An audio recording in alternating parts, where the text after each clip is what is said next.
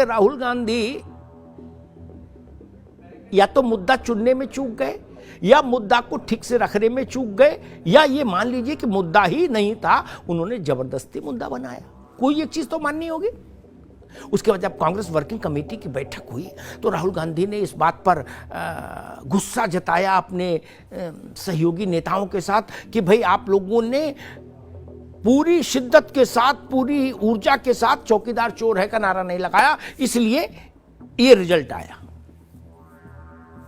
कांग्रेस 2014 और 2019 इन दोनों चुनावों में अपने जीवन काल के सबसे बुरे कालखंड में आके खड़ी हो गई। ठीक, उसके बाद आप याद करिए, उस वक्त राहुल गांधी केवल एक ही बात बोलते थे, राफेल राफेल राफेल। और अभी ये प्रसंग में क्यों लाया?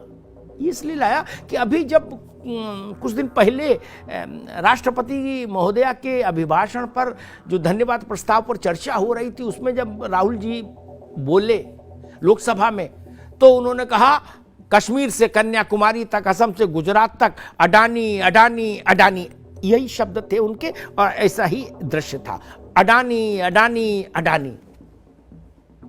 और वो 50 मिनट तक अडानी पर बोले, अडानी और मोदी के रिश्तों पर बोले। अब राहुल गांधी जैसा उस वक्त कह रहे थे राफेल राफेल राफेल, 19 के चुनाव का मुद्दा बना रहे थे, तो इस वक्त 24 के चुनाव का मुद्दा बना रहे हैं अडानी अडानी अडानी। राफेल का क्या हश्र हुआ चुनाव के मैदान में, आपने देखा। अब लाख टक्के का सवाल ये कि क्या अडानी अडानी अडानी ये मुद्दा भी राफेल राफेल राफेल के भाग्य को प्राप्त होगा? देश के राजनीतिक चेहरे होते हैं, उनको लेके एक पब्लिक परसेप्शन होता है, और वो परसेप्शन आपके नैरेटिव, आपका नैरेटिव उस परसेप्शन के साथ साथ चलना चाहिए, अन्यथा राफेल राफेल राफेल हो जाता है, फेल हो जाता है राफेल आकर चुनाव के इम्तिहान में। अब आपने कहा अडानी अडानी अडानी और नारा लगाया मोदी अडानी भाई भाई। अब आपने वही एक सा ही परसेप्शन तो बेचना चाह रहे हैं, ये विषय में इसीलिए आज उठा रहा। राफेल राफेल राफेल में भी आप यही कह रहे थे कि चौकीदार चोर है। अडानी अडानी अडानी में भी यही कह रहे हैं कि अडानी और मोदी ने मिलकर देश को बेच दिया और मलाई खा ली। एक ही नैरेटिव है, एक ही देश है, एक ही जनता है। जो 19 में नैरेटिव नहीं चला, वो 24 में बेचना चाहते हैं आप। कैसे बिक जाएगा? वही आरोप लगाने वाले, वही उसी मिजाज वो का आरोप, शब्द अलग है, और जिसके खिलाफ लगाया जा रहा वो भी व्यक्ति वही है। और देश की जनता तो बदलती नहीं, नेता बदल सकते हैं, पार्टियां, जनता तो वही रहती है। कैसे बेचेंगे?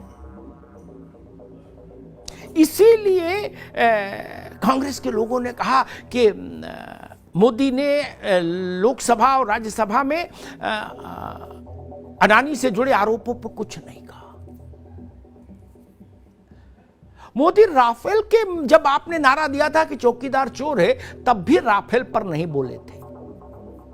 उन्होंने ये मसला देश की जनता पर छोड़ दिया था। चुनाव था, जनता तय करे, जनता ने तय कर दिया। इस बार भी मोदी नहीं बोले। चुनाव बहुत दूर नहीं है, 9 राज्यों में अभी है, इसी वर्ष सेमीफाइनल, और उसके बाद 24 के फर्स्ट हाफ में चुनावी महासमर, जनता तय करेगी। लेकिन एक बड़ा सवाल उठता है कि कांग्रेस नैरेटिव चुनने में और देश के भीतर धारणा स्थापित करने में इतनी फिसड्डी क्यों साबित हो रही है बार बार?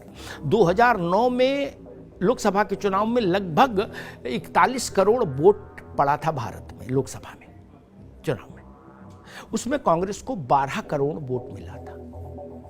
2019 में यानी ठीक एक दशक बाद लोकसभा के चुनाव में लगभग 61 करोड़ वोट पड़ा भारत में। उसमें भी कांग्रेस के वोटों की संख्या 12 करोड़ ही थी, लगभग, थोड़ा सा कम।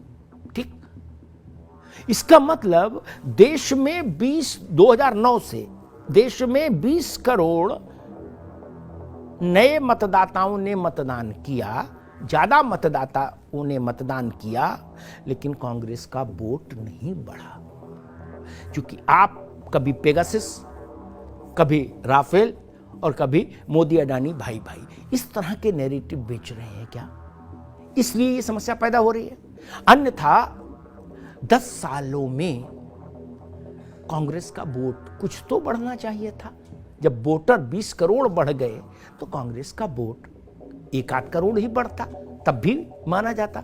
और ये वही 10 साल हैं 2009 से जोड़िए 19 तक, जिसमें राहुल गांधी कांग्रेस के मंच पर स्थापित हुए, राष्ट्रीय मंच पर फ्रंट फुट पर आए, और उनके नेतृत्व में कांग्रेस, प्रैक्टिकली उन्हीं के नेतृत्व में कांग्रेस चुनावी मैदान में गई।